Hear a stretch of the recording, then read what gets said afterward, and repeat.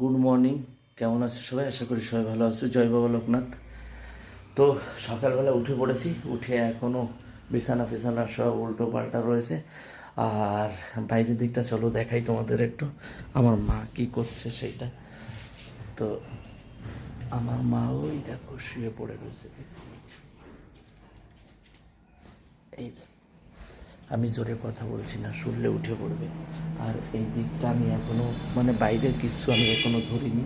রান্নাঘরের এই অবস্থা, আমি এখনও উঠান কুড়াতে হবে, এদিকে উঠান কুড়াতে হবে, থালা বাসন কলে। তো চলো ঘরটা আগে ধরি, তারপরে এক এক করে সব কাজ করা যাবে, রান্না বাড়া সব। তো আগে ঘরটা ধরবো, তারপরে দুনিয়ার সব কাজ। তোমরাও উঠে পড়ো, তোমরাও কাজ বাজ করো।